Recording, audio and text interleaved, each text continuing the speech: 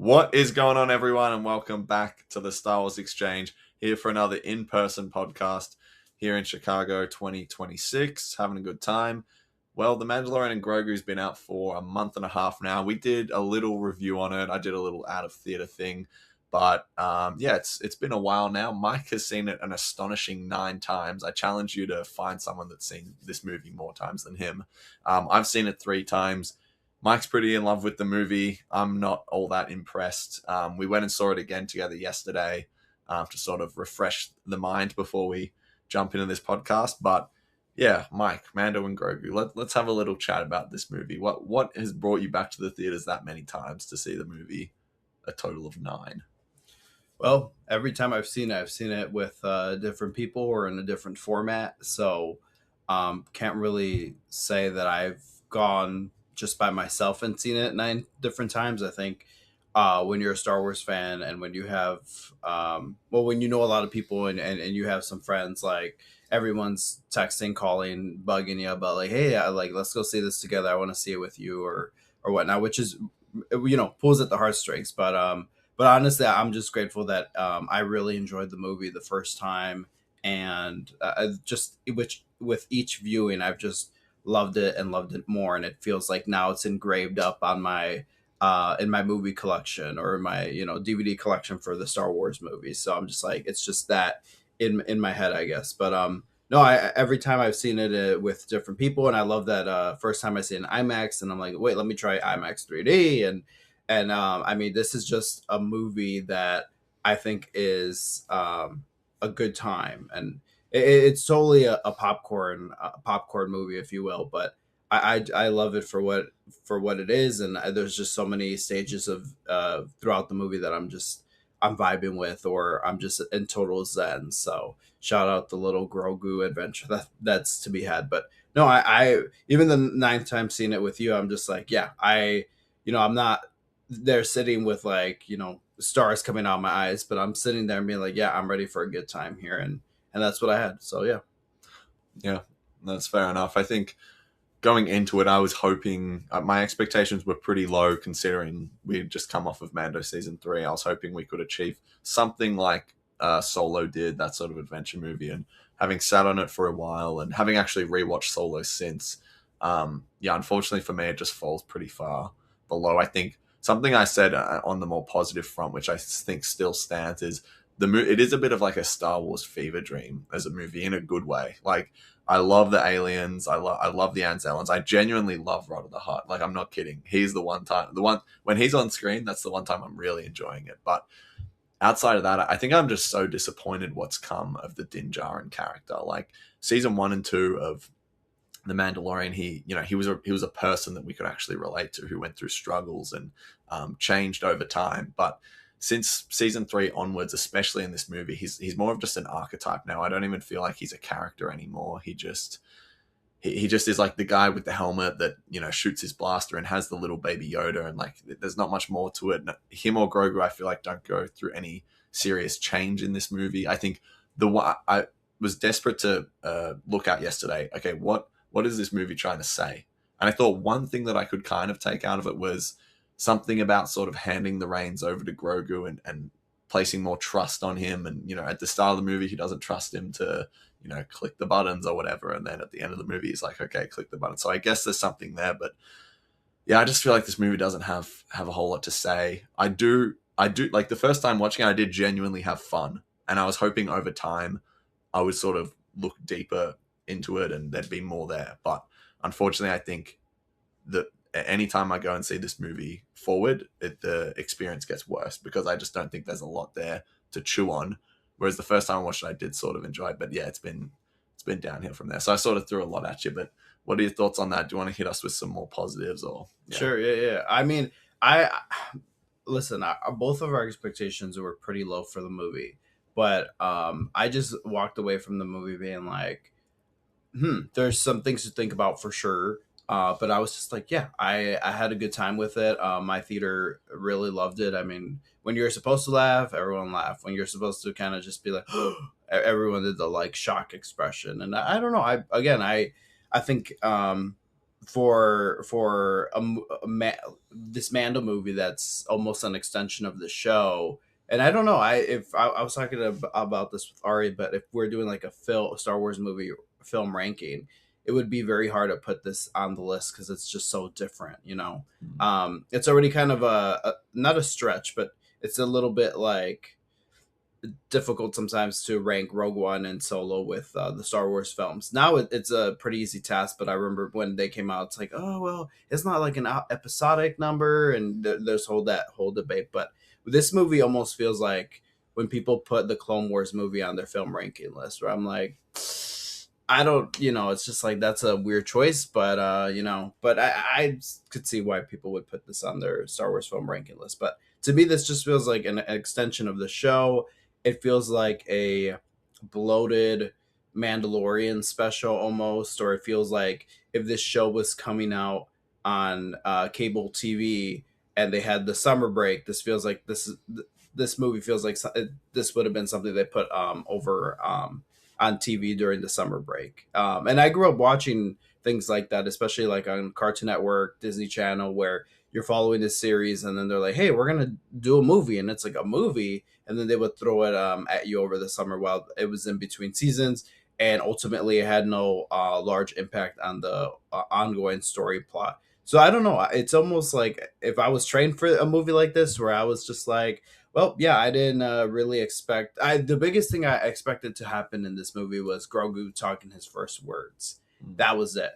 Which I mean, we almost kind of get there when he's talking to the lizard, crocodile, swamp creature, and the guy's like, "Best of luck, little friend," and Grogu's like, "There you go." Like it was a cute little moment, but not explicitly his first words. But again, I just walked away and walked into it kind of being like, this is almost like an extension of the show. Walked away with that same feeling, and I was like, yeah, I think there was no large development for the characters, but I'm like, it felt to me like we were just letting the characters let loose a little and just have a fun adventure with some stakes, but very low stakes at the same time. And I ultimately love the experience that the movie provides.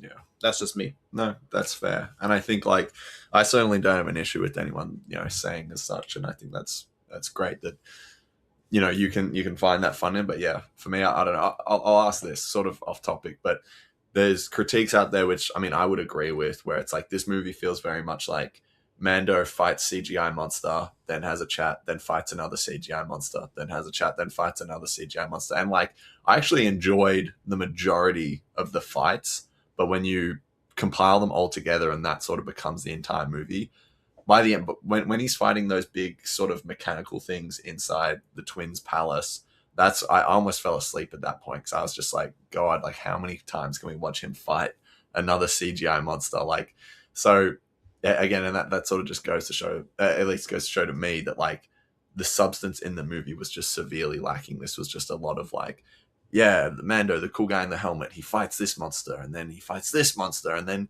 Grogu goes and heals him, and it just felt like very like these are all like the things that people like about the Mandalorian or have come to like about. So let's just do that. So I don't know, what is your take on that critique?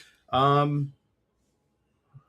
I mean, it definitely feels a little formulaic, just like the whole Mando show in general. I mean, the big complaint about season 2, it's like, hey, you want the golden shiny object at the end, you got to do this mission for me. All right, then let's repeat for the next episode. Yeah. You want information, you got to do this for me. So I understand that critique, and I can get a little behind it, but I mean, and I'm not. I've always said, and maybe this is where you agree with, but I've always said, see, action sequences without substance are just visual noise, and I'm sure you can get behind it for there.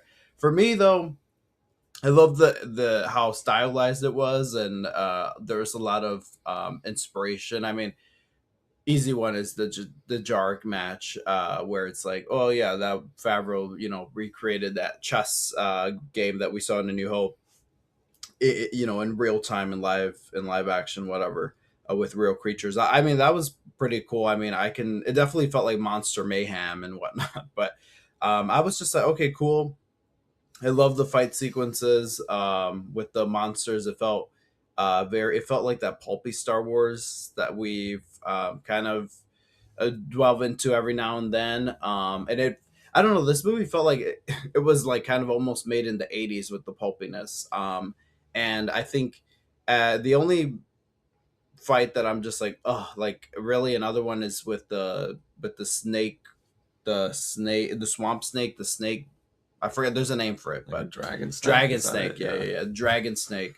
That I'm a little like, oh, because he fights the those creatures from Return of the Jedi, and by that point, with the dragon snake, I'm like, all right, it feels definitely redundant.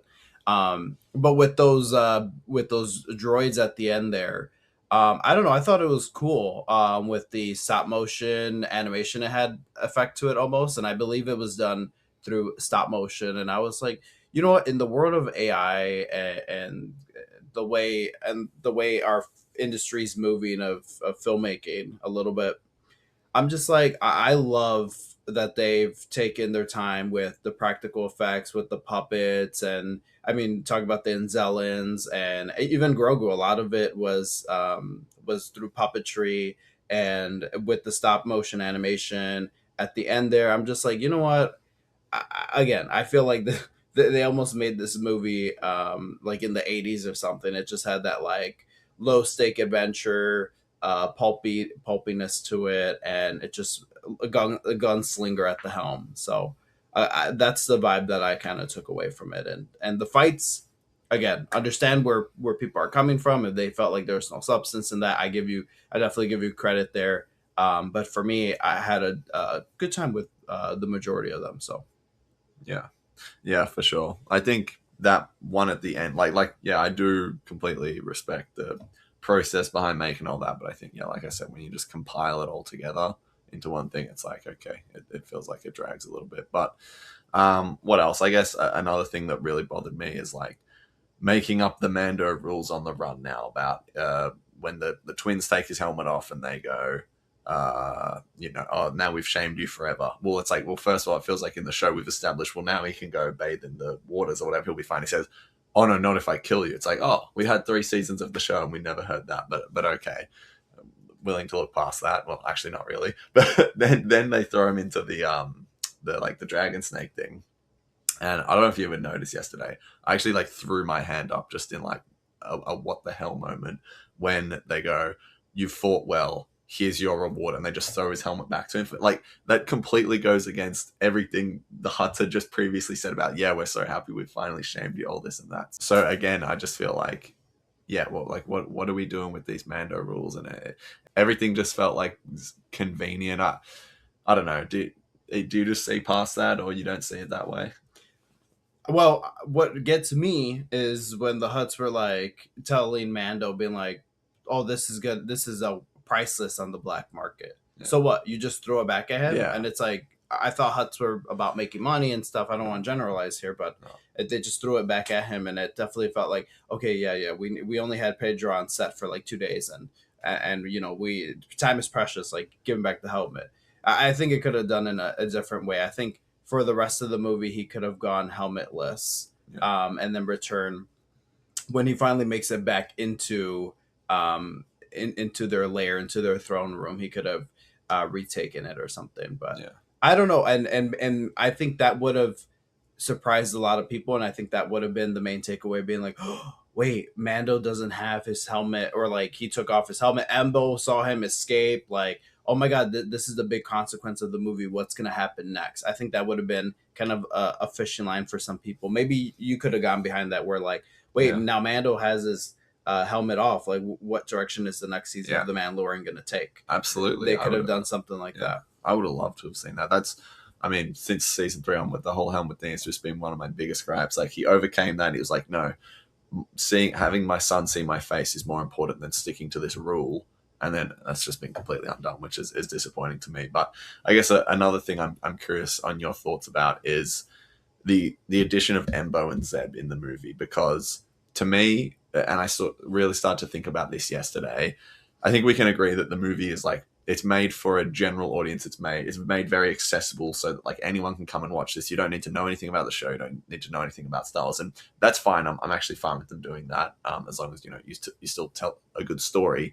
But the addition of Zeb and Embo really made me feel like the logic behind that, and this could not be, but just personally, what I feel like might have happened is they said, "Oh, this isn't really like going to be one for the big Star Wars fans in a way, in terms of, like I said, you're not going to have to have watched anything to see this movie.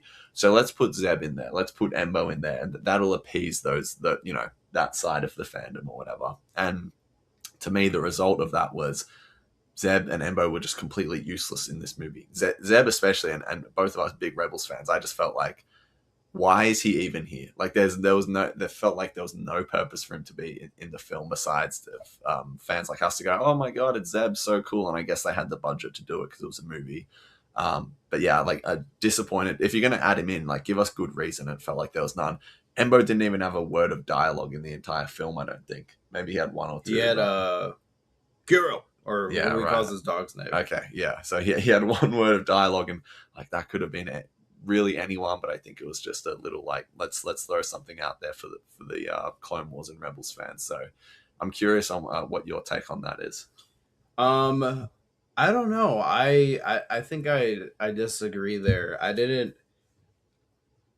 think I don't know. Maybe my expectations were just so not even just checked in, but so beneath that I was expecting to get nothing from Zeb and Embo. I expected them to have some role in the film, like Embo looked like he was being presented in the trailer as like the enemy, but I felt like I got enough from them. I felt like there was really neat action sequences with Embo. Again, I think at the bottom line, this was just an action adventure, and that's exactly what we got. So I don't want to sound like I'm this guy that just wants violence and action, because I'm not. I love those like heart to heart moments. I love those down moments, but I mean, Embo really killed it, and I think a lot of people walked away from the movie. If they were disappointed, they were like, you know what, Embo actually was like he carried the aura in this movie or something like that. Zeb, on the other hand, I was like, wait, why is he a pilot now? In Rebels, he was never a pilot. Like we saw him maybe once or twice piloting something, and at that it was very. He was like the last resort where it was just him and Chopper back at the ship or something. So I don't even. I'm trying to think back when he specifically piloted something, and then obviously Mando season 3, we see him there in the jumper flight outfit. And then here I'm just like, okay, I mean, that could have been anyone. I think it was just more of like, hey, we got this dude under a helmet. We got little baby Yoda. Let's just throw an alien monster in there. And you know what? It's going to be Zeb. He's kind of like almost like the Chewbacca row. Yeah. But I think Steve Blum killed it. I love the lines that Zeb had, very Zeb coded. Yeah, I don't know. I just there was a lot of moments where I'm like, yeah, Dave definitely wrote Zeb's lines or something. Because it just felt very sequential to Rebels and whatever. But I don't know. I love Zeb's scenes. Yeah, he didn't have much in the movie. He just served as kind of like the getaway driver. But I honestly didn't expect much from him. And he had some cool actions again on the action. But he had some really cool action sequences as well with his staff taking out stormtroopers. Felt like a live action Rebels episode or something, which is really neat. Yeah, Embo could have gotten maybe a little bit more from him. I mean, really, all these characters, I feel like if you're not Mando or Grogu, you just didn't really have a role in the. I guess the Hutts had a role, Rada, but I don't know. I felt like even the what's her name, the Rebel base commander or New Republic, whatever. Sigourney Weaver's character. Yeah, she even was. I felt like so underused, but yeah, I just felt like they all just had their little moments in the film that were just to kind of be there as supporting roles and whatnot. I don't know. Yeah, I wouldn't say I was disappointed by Zeb's role. I feel like I got a lot from him, and same with Embo, where I'm like, damn, now I want to go back and rewatch some Clone Wars episodes with Embo in them, but. That is just me, and I'm not trying to be like putting these shades on, trying to look past all the flaws in the movie, because there are definitely flaws. But I'm just being honest here. I did not I was not disappointed by them. I will admit, yeah, they had no really stake in the plot there, but I was just like, yeah, it's almost like the glub shitto characters that it's like, well, they're here.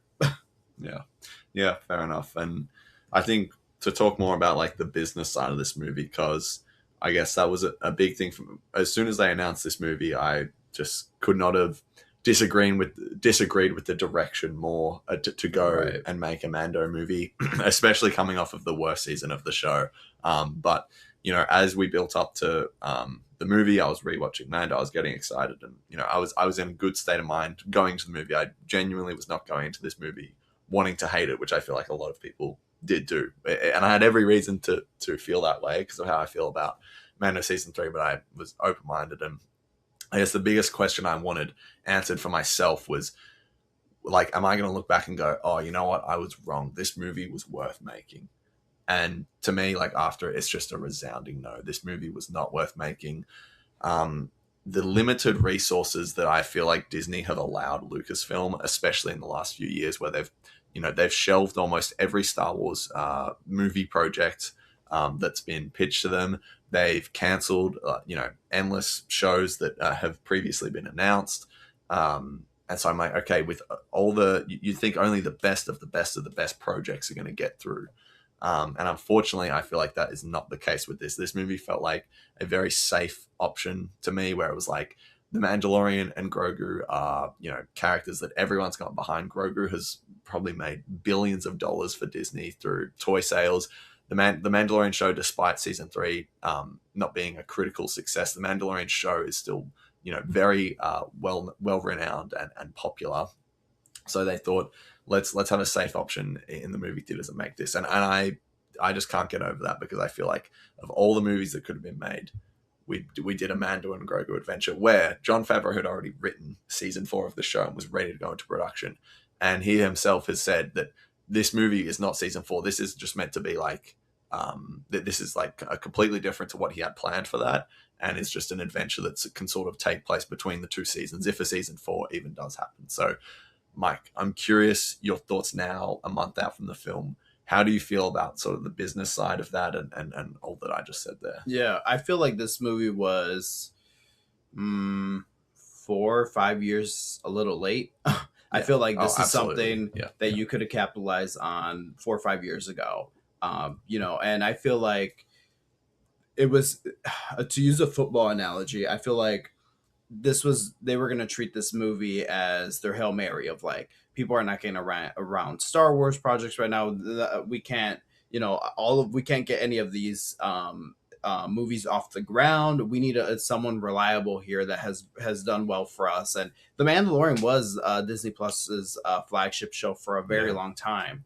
But they were like, you know what, let's tap Jon Favreau and see, let's ask him, let's do a Mandalorian and Grogu movie. And they just kind of threw that at him and be like, this is going to be our Hail Mary. Like, everyone's going to get around this movie and it's going to launch us into the future for Star Wars. And sorry to interrupt, but just, you said it there. It's like, which is bewildering to me. This was not Jon Favreau's creative vision to go and after season 3 make a movie. If that was his decision and he wanted to do that, I'm for it. But he had planned season 4 and then Disney said, no, we want a movie. Go make that. And he's just sort of like, okay. Yeah. Which, I definitely feel for him. But I think, again, I'm almost... grateful that John really, I feel like he put in a lot of his best effort that he could. And I ended up loving that. I ended up loving the end result, where I was like, man, this is something that I'll revisit often and stuff. And I was just having up on my movie shelf and be like, oh, I want to watch this movie, like I do sometimes with Solo. So I'm like, I mean, this is just, again, a low stake adventure. I think Solo's a low stake adventure. Obviously, I think Solo's the better movie. Come on, but Mando and Grogu is just another one. Is another adventure for the books up there and for the Star Wars films that I'm like, yes, like it's something that I'll revisit often. But I mean, I don't like, like you, when the movie was announced, I was like, what are we doing? I'm like, if we can't come off season 2, I would have been like the guy like yelling for this movie. But coming off Book of Boba Fett and then coming off from Mando season 3, yikers, it's not something that I would have ever asked for. But I ended up loving it, so I'm kind of grateful that the movie was made and everything. Or I am grateful. But hopefully going forward that they, it's like if there's a creative vision for stuff, hear them out. Yeah. But if there's not, I feel like it gets so industry like to be like, oh, this is what we need. We need a Coco 2. We need a Toy Story 6. We need this. Like everyone fill in the gaps here. It's just like, Yeah. if there's a creative decision or inspiration for the next film, like, hey, you know what? We really thought about the sequel. I love that. I love that there's creative juices there. But when you're just like hitting a coconut that has no water in it, it's just like, we don't know what we're gonna get. So yeah, weird analogy there, but hopefully it made sense. No, I get you. Yeah, I think, no, I agree with what you said there. And I guess looking forward now, where does this sort of leave us with The Mandalorian, with Star Wars movies, with Star Wars shows? Because it's just a strange place in the unknown. We were talking about it last night. We've got Ahsoka season 2 on the horizon. We've got Star Wars Starfighter on the horizon. But outside of that, as far as I know, I guess Mulk Shadow Lord season 2. But outside of these projects, like, we don't know what the future of Star Wars is. And I mean, it looks like from a box office standpoint, this movie did not perform. No. And I know it's been like a month and a half since it came out, but for us to go see the movie yesterday, we had to sort of hunt for a screening of it. You know what I mean? So, and I know it's a high pedestal to live on, but like you compare that to the other Star Wars movies, like a month and a half out from The Force 100%. Awakens, you could just walk into any theater and see it. So obviously it's not the exact same as that, but yeah, it hasn't seemed to perform. I'd be curious how Disney are feeling about it, but Disney have been so reactionary off of every project that has come out. So the sequel trilogy, people didn't like those, and so they're like, oh, we just won't touch the sequels again. Solo didn't perform for reasons outside of its own control, and they've just scrapped all future plans with that. Rogue One did perform, so they created a whole Andor series based on it. So what do you think is going to be the reaction to this movie? Well, from Disney. Yeah. That's a really good question. Because, I mean, yeah, they are reactionary. I mean, take it back to even when they were working on Force Awakens. It was like Disney had prequelitis. They canceled Clone Wars. Yeah. Anything prequel, they were like, shut it down. We're not doing no prequel. And even Force Awakens had the stance of like, we are going to focus on practical effects and no CGI. It's just like, and then when people were like, oh, we love the Clone Wars, so they're like, all right, wait, season 7. Season 7, like... right? Yeah. I don't know because I feel like almost maybe how we were talking last night, but they might be like, you know what, we're gonna do this Mando season 4 and this Ahsoka season, but we're gonna wrap up this whatever story you guys are gonna try telling here in this little era. We're gonna like start wrapping things up because people are not caring anymore. I don't know, that could be the reaction. I could see them still doing one more season of Mando. Maybe there was a deal between Favreau and Bob Iger, and it was just kind of like, hey, like, you do this movie for us, like, you're all greenlit for season 4, like we'll make sure that gets done. Maybe there's some type of agreement there. You know how Hollywood is. But if the takeaway is to continue doing Mando season 4 and then finish off with Ahsoka season 2 and then like one last project in this Mandoverse, I could see that happening. But I don't know. They are reactionary. That's a really good point. So, I mean, worse, they cancel season 4 and they wrap everything up in Ahsoka season 2. But I mean, like, again, that wouldn't have been the plan because Ahsoka season 2 started shooting 2 years ago. So right. It would be a pretty abrupt ending, I would have thought. Yeah. I don't know. I don't know where. I feel like this is instead of what came off as like a self-contained story has become this sprawling like mess almost, because I'm like, now Skeleton Crew is part of that verse, and it's like, when are we getting season 2 of Skeleton Crew? Like, are we even gonna get one? Like, viewership numbers were not that great for that show. So I don't know. I feel like hopefully we find some sense of direction soon, because I mean, people for Star Wars, I mean, I feel like people love a little bit of continuity. I feel people in most cases these days love a little bit of continuity, where it's like, hey, if we're going to have these characters in one movie, I would love to see them again, almost like a something like that of a trilogy. So I feel like Starfighter. Oh, you know Disney. If that movie is so successful, with Oh, they're gonna be like Starfighter 2. yeah, and then So they'll announce Star Wars pilots, and then it'll be right, then like, it's gonna be a companion yeah. TV show. I mean, So I'm rooting for that movie. So I like, no, yeah, I am no, too. I Sean Levy, it looks like yeah, he's got it down pat. He always has this like unique vision and lens that I love. So I'm really excited for the first Starfighter, and the premises of it too. It sounds really yeah, good. and yeah. I guess my thoughts on the future. I don't know if this is what they're going to do. I don't know. I'm done predicting what Disney is going to do because I just think they're an absolute mess of an organization right now. But I something I would like to see, because personally I'm done with the Mandoverse. I love Yeah. the Mandalorian season 1 and 2. I'm happy to keep revisiting those, and if that's as good as the Mandoverse got, I can live with that. I'm fine with that. I like Skeleton Crew as well, but Book of Boba, Mando season 3, etc. Not for me. So what I'd like to see them do is obviously release Ahsoka season 2, and I'm hoping that is sort of like what the Dave Filoni movie was meant to be. It sounds like it is. I've got Thrawn versus Akbar, some interesting stuff going on there. So, maybe wrap up that side of the Mandoverse there. And then I would do a Mandalorian season 4, and I would mark it as the final season, and like do a big thing around that, and wrap up the entire storyline of the Mandoverse. And then I'm sure Disney are never going to stop telling stories with Grogu, because that Yeah. little guy will just print the money. But yeah, I guess I would like to just see it wrapped up with one last season of Mandalorian, and yeah, maybe that can give us a good ending. But at this point, I hate to say it, but I just don't really care about this Mandoverse anymore. I'm excited for Ahsoka season 2, but like, if yeah, I hope. I would like closure on the Mandalorian though, because like I said, season 1 and 2 are fantastic. So I would do Mandalorian season 4, the final season, the final time you'll see these characters. It won't really be, but market it that way. Um, yeah, I guess that's what I'm looking at.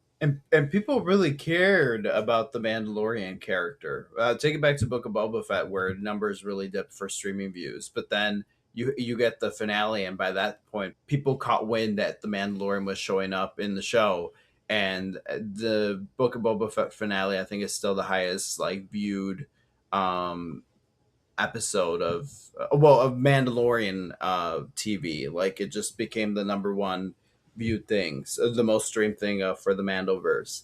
I think Acolyte beat that though, but whatever. I don't know.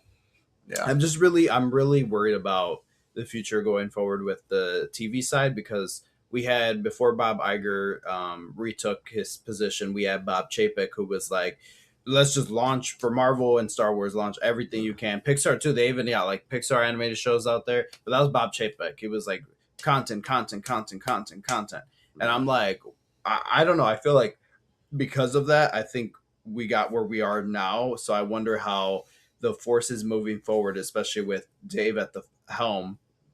I wonder how particular they're going to be about, what they produce and stuff. For me, though, what's keeping me along and excited about the future is Star Wars animation. It's always been. I can't wait for Maul Shadow Lord season 2. I can't wait to see what else they do with the Tales of shows, or what installments we get. Maybe they'll be like, we're gonna get a Tales of the Jedi season 2, just low stakes stuff. But Star Wars animation has always been my heart, so I feel like that's what's gonna get me yeah, through the and Starfighter is gonna be real exciting and stuff. So I'm yeah, excited to see what the future holds on those ends. But how they this I'm not even that much looking forward to Ahsoka season 2, if I'm gonna be honest. The Thrawn and Akbar fight sounds really silly to me. I'm just like, that's something that you read about in the books and stuff, but when you see it visualized, sometimes it just really doesn't really work out. It doesn't work out visually, and I hope it's just not goofy looking. I don't know. I'm looking at that, and I'm looking at Thrawn with the beer belly, and I'm thinking of Akbar, and maybe I don't know about the production with the money on the money side, but I hope it looks good. I really do, because a lot of this stuff, again, I've gotten over that hurdle of like, this should have been animated. But I'm looking at some of this stuff and I'm like, God, this looks awful. Like it just gives me the same vibe of Avatar and the live action adaptation they've done on Netflix, where it's like the show looks amazing and then you do it live action and it's just like, this does not work for live action. Yeah. So we'll see, but it's just not something I'm really looking forward to, if I'm gonna be honest. Yeah, so I mean, yeah, like speaking of them being reactionary, obviously Andor was so successful, so I wouldn't be surprised if the next announcement will be like, a bunch of Andor coded projects going forward. But I think, yeah, to close us off here with the future of Star Wars, I'm just hoping that since Dave and I'm forgetting the other person's name that they've put as head of Lucasfilm, but now that they're at the helm, hopefully they've got some sort of direction. And at Celebration next year, I mean, it's going to be huge. Obviously, we've got 50th anniversary. They're re-releasing the original cut of A New Hope. All these good things. I'm hoping for some sort of Lucasfilm showcase where they can announce things and that are actually already in production. Like, don't announce something that is like in development. Let's announce projects that are underway, cooking, ready to go. So we'll see if they do. But until then, we've got a few projects to look forward to, and yeah, we'll see. But that wraps us up here. Sort of turned into like a future of Star Wars conversation, but yeah, Mando and Grogu, that was what it was. I think, yeah, we'll be what the next thing we cover will probably be Ahsoka season 2 at this point. I guess we don't really know what the dates are for anything, so we'll see. But I'm sure we'll be back soon to cover more Star Wars, or hey, maybe we'll just be looking back at the great things that already have come. So yeah, Mike, all Star Wars. All Star Wars. Yeah. Ari's fifth time here? Fourth, yeah. Fourth. And then this is our kind of fifth trip together. So this is like the end cap. We're recording this the day he's leaving. So it's just a nice end cap here. We did the same with Bad Batch. True. When we watched the Bad Batch finale, woke up, watched it, and then we recorded a review on it, and then we sent you on your way. But yeah, here we have another milestone of just like, wow, this is our fifth trip together, and yeah, we've reached the end here. So I'm just like, yeah, we were like, yeah, we definitely want to record a podcast, record our reviews, and then also just hit the end cap of the trip and everything. So yeah, sure. And yeah, we'll be back next year for Celebration. We're both going, both very excited for it. So that's going to be a fun time. But yeah, until then, you can follow Mike at All Star Wars. You can follow me at Star_Exchange. Please like the video and subscribe if you haven't already. We really do appreciate that. Comment your thoughts, all that good stuff. May the Force be with you, and we'll see you next time. Adios.